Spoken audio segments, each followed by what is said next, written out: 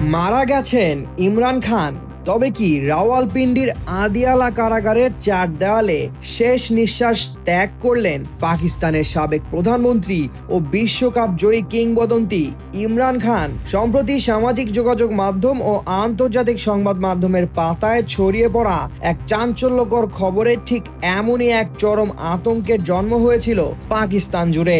খবর ছড়ায় কারারুদ্ধ ইমরান খানের রহস্যজনক মৃত্যু ঘটেছে এবং সেনাবাহিনী বিষয়টি ধামাচাপা দেওয়ার চেষ্টা করছে।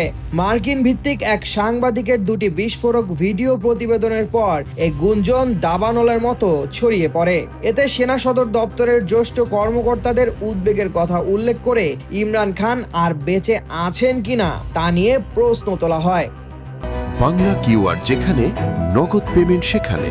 সারা দেশে 10 লাখেরও বেশি মার্চেন্টে নগদে পেমেন্ট করুন খুব সহজে। মুহূর্তেই রাওয়ালপিন্ডির দিকে মিছিল করার তোড়জোড় শুরু করে তার ক্ষুব্ধ সমর্থকেরা। তবে ঘটনার সত্যতা অনুসন্ধানে নামতেই উন্মোচিত হতে শুরু করে আসল তথ্য।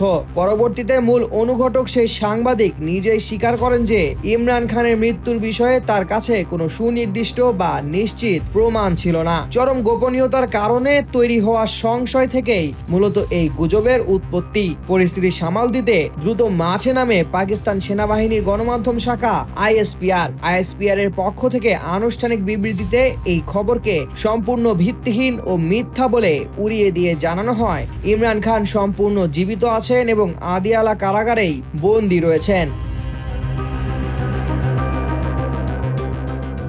কেবল সেনায় নয়, ইমরানের পরিবারের সদস্য ও পিটিআই সূত্র তার বেঁচে থাকার খবরটি নিশ্চিত করেছে। এমনকি বুশরা বিবির পরিবারকে কারাগারের সিসিটিভি ফুটেজে ইমরান খানকে নিজের পায়ে হেঁটে চলাফেরা করার দৃশ্য দেখানো হয়েছে বলে জানা গেছে।